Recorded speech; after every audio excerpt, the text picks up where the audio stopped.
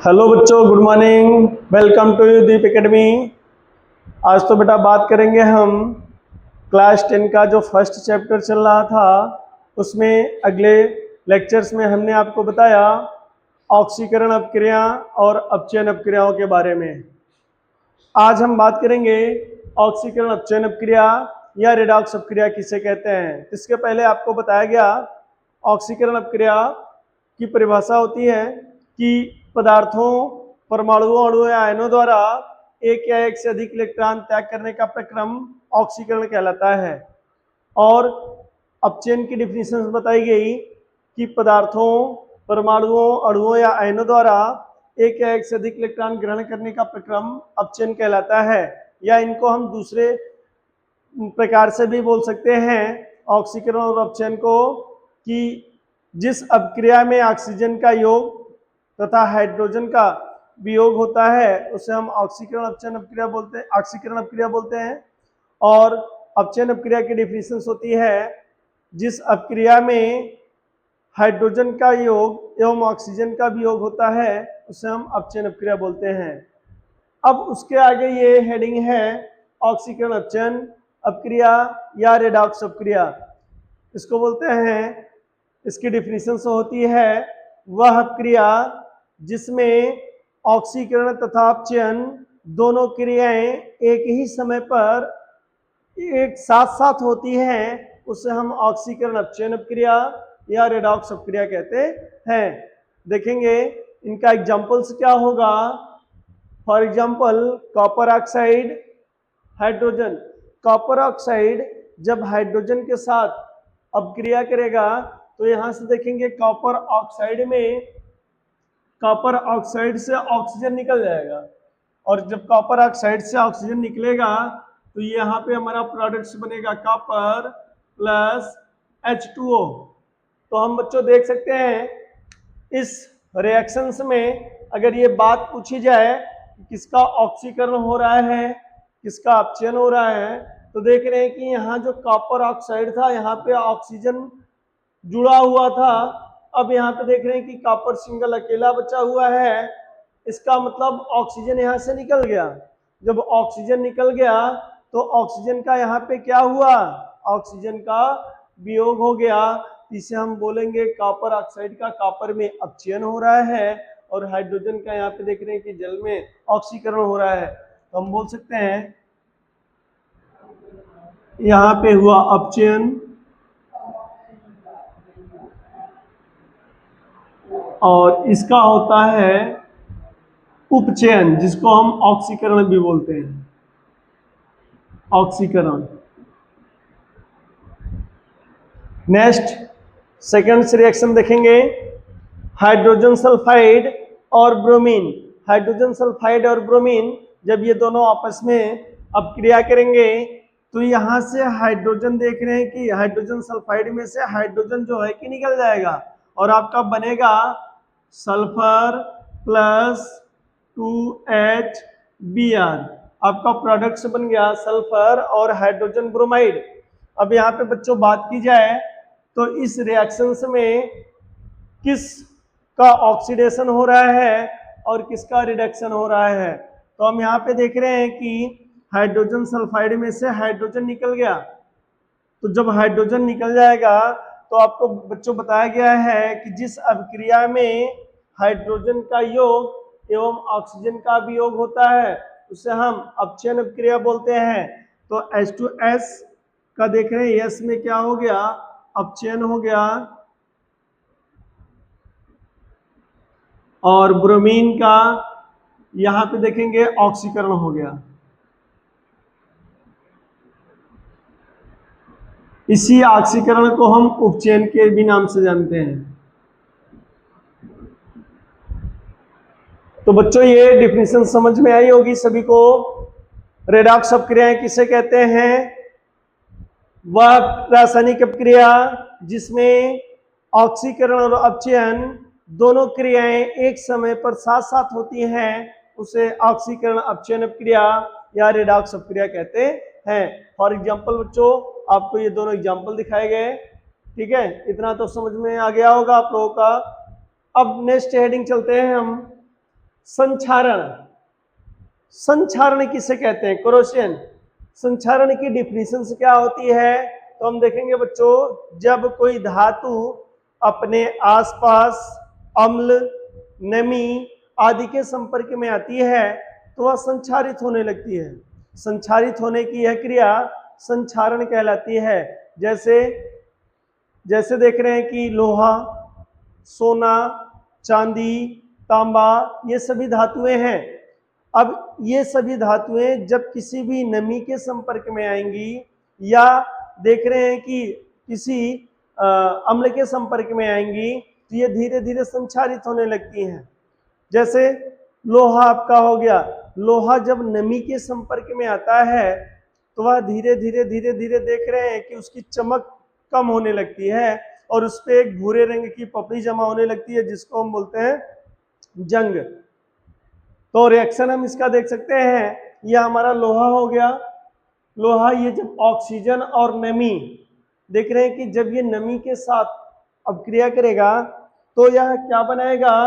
Hydrated ferric oxide 2Fe2O3 बनाता है जिसको हम बोलते हैं जंग। इसी का नाम क्या होता है?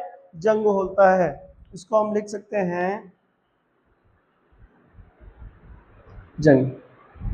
इसी प्रकार चांदी आप लोगों ने देखा होगा, सोना देखा होगा, तांबा देखा होगा। चांदी, चांदी जब देख रहे हैं कि ये धातु लोग पहनते हैं तो वह जो है कि जब नमी के संपर्क में आती है या अम्ल के संपर्क में आती है तो चांदी धीरे धीरे देख रहे हैं कि काली पड़ने लगती है। चांदी पे कैसी परत जमने लगती है? काली परत जमने लगती है। तो वह चांदी हमारा धीरे धीरे संक्षारित होने लगता है जिसे हम संक्षारण बोलते हैं। तो लोहे पे देखेंगे किस रंग की परत जमती है? भूरे रंग की परत जमती है। चांदी पे किसकी परत होती है? काली परत जो है कि चढ़ जाती है। तांबे पे किसकी परत होती है? तांबे पे हरे रंग की परत चढ़ जाती है जिससे यह धातु हमारा क्या होता है? संक्षारित होने लगता है। अब बच्चों हम बात करेंगे इन संक्षारण से बचने के उपाय क्या हैं। हम संक्षारण से कैसे बच सकते हैं?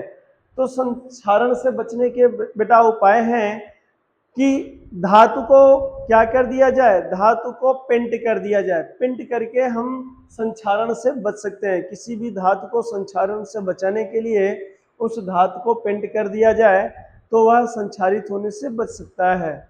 और भी उपाय हैं।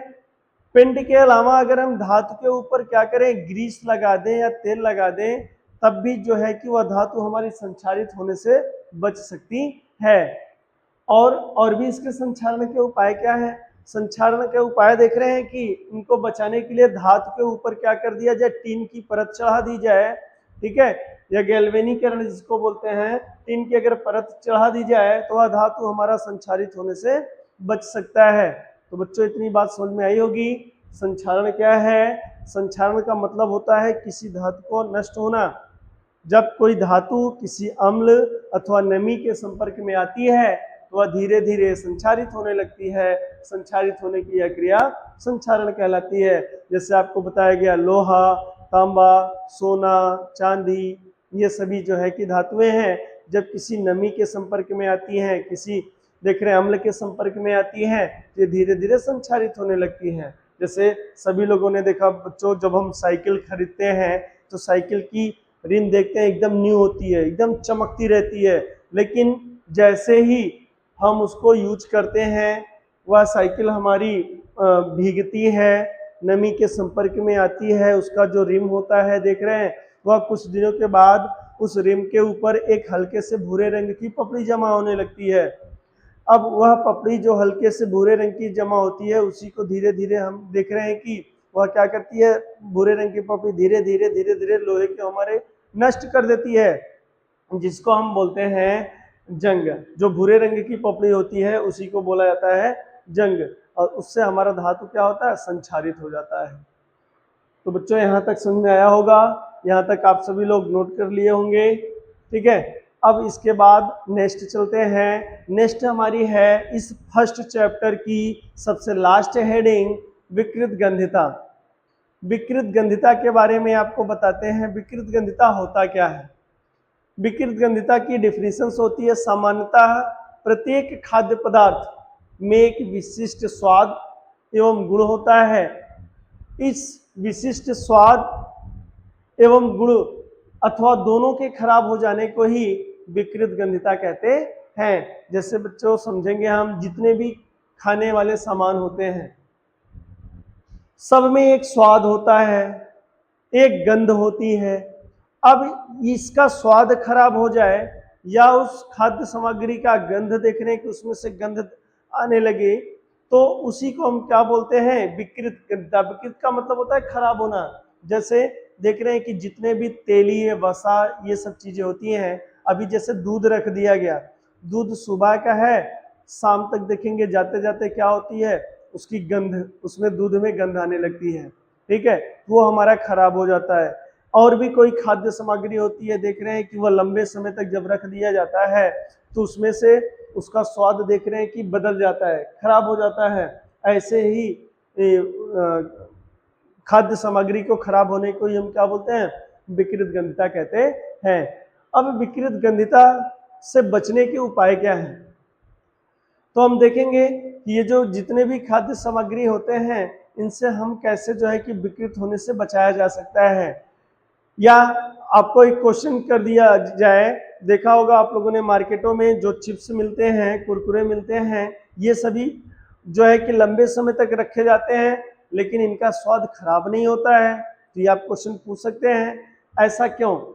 क्योंकि देख रहे हैं कि ये जब चिप्स को हम या कुरकुरे को, इन सभी को पैकेट में जो है कि जब पैक करते हैं तो उसमें कौन सी गैस भरी जाती है? नाइट्रोजन गैस भरी जाती है।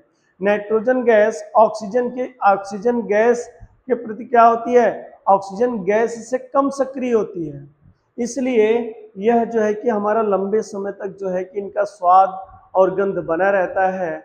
जहां जिस भी खाद्य सामग्री में देखेंगे, अगर हमको लंबे समय तक उसका स्वाद एवं गंध बना के रखना है तो वहां पे ऑक्सीजन को नहीं रखना है, किसी दूसरी गैस का इस्तेमाल करना है जिससे हम जो है कि उस खाद्य सामग्री को बचा सकें। जैसे अभी खाने का भोजन हो गया, ये सभी कुछ भी चीजें हो गई, इनको अगर हम फ्रिज में रख देते हैं तो उनका स्वाद एवं गंध बना रहता है, वो खराब नहीं होते हैं, उनको कुछ समय बाद हम उनको जो है कि ग्रहण कर सकते हैं। लेकिन अगर यही खाद्य पदार्थ बाहर ऐसे ही रख दिए जाए तो वह कुछ देख रहे हैं कि समय के बाद धीरे धीरे उनमें खाद्य पदार्थ में उनका स्वाद खराब हो जाता है, उसमें गंध आने लगती है, जिसको हम विकृत गंधिता कहते हैं। तो बच्चों वो लास्ट हेडिंग है, उसको भी नोट करेंगे। ये दोनों आप लोगों ने नोट कर लिया है, चलते हैं उस पर। देखेंगे बच्चों विकृत गंधिता।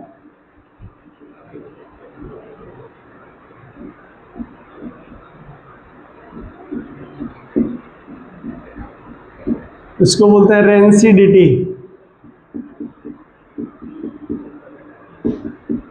रेंसिडिटी बच्चों आपको डिफिनेशन से बताई गई कि जितने भी खाद्य पदार्थ होते हैं सामान्यतः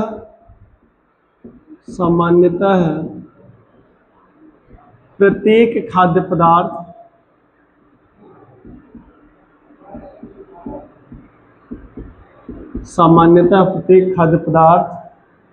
में एक विशिष्ट स्वाद तथा गंध होती है। एक विशिष्ट स्वाद तथा गंध होती है। इस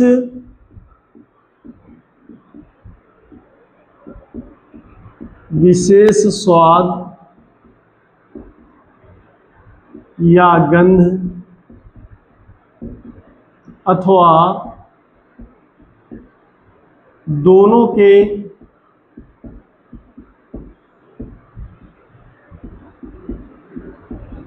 खराब होने को विकृत गंधिता कहते हैं।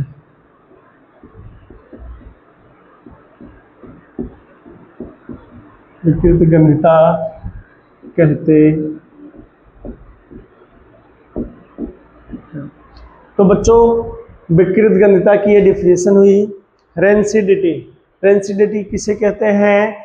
प्रत्येक खाद्य पदार्थ में क्या होता है? एक विशेष स्वाद अथवा गंध होती है। इस विशेष स्वाद अथवा गंध या दोनों के खराब हो जाने को ही हम क्या बोलते हैं? विकृत गंधिता। जैसे अभी बच्चों मैंने आपको इसके पहले बताया कि जितने भी खाने के सामान होते हैं सब में स्वाद होता है, सब में गंध होती है। अब ये स्वाद और गंध अगर ये खराब हो जाते हैं तो इन्हीं को हम क्या बोलते हैं? विकृत गंधिता कहते हैं। जैसे आपको बताया गया, दूध अगर रख दिया जाए या कोई और खाने का सामान रख दिया जाए तो लंबे समय के बाद देख रहे हैं कि कुछ समय के बाद इनके स्वाद में, इनके गंध में देख रहे हैं कि परिवर्तन आ जाता है, इनका स्वाद बदल जाता है, इसकी जो गंध होती है वो बदल जाती है, जिसे हम विकृत गंधिता कहते हैं। ऐसा क्यों होता है? क्योंकि ये जब रखे जाते हैं तो ये ऑक्सीजन से क्या करते हैं? क्रिया करते हैं, और ऑक्सीजन गैस जो होती है वो बहुत सक्रिय होती है। ऑक्सीकरण के कारण इनका स्वाद और स्वाद और क्या होता है? गंध खराब हो जाता है। अगर ये इनको देख रहे हैं कि ऑक्सीजन गैस से ये जो है कि रिएक्शन न कर पाए, इनको किसी फ्रिज देख रहे हैं कि फ्रिज में रख दिया जाए, वहाँ पे ऑक्सीजन गैस उपस्थित नहीं होती है तो इनका स्वाद और गंध कुछ टाइम तक बना रहता है। इससे हमारा खाने वाले सामान का जो है कि हम यूज कर सकते हैं। इनसे जो है कि विकृत गंधिता से इनको बचाया जा सकता है। और हमने एग्जाम्पल और ये भी दिया था कि आप क्वेश्चन कर सकते हैं कि सर चिप्स, कुरकुरे, इन सभी में देख रहे हैं कि ये सभी जल्दी खराब क्यों नहीं होते हैं? लंबे समय तक इनको पैकेटों में रखा जाता है, ये कई दिनों तक बने होते हैं, तो ये क्यों नहीं खराब होते हैं? तो बेटा जब जो है कि बनाया जाता है तो इनको पैक करते समय इनमें नाइट्रोजन गैस भरी जाती है जो कि ऑक्सीजन से क्या होती है? कम सक्रिय होती है, इसलिए इनका स्वाद और गंध ये लंबे समय तक बना रहता है। इसलिए हम विकृत गंधिता से बच सकते हैं, इनको बचा भी सकते हैं। तो बच्चों आज का ये क्लास 10 का पहला चैप्टर रासायनिक अपक्रियाएं एवं समीकरण ये पूर्ण तरीके से समाप्त हुआ। जो भी आपको इस चैप्टर्स में जो भी डाउट समझ में आए आप कमेंट में कमेंट कर सकते हैं, जिसका आपको आंसर रिप्लाई कर दिया जाएगा। आपको ये सेशन कैसा लगा आप एक बार ज़रूर कमेंट करें। आज के लिए इतना ही। तो बच्चों धन्यवाद।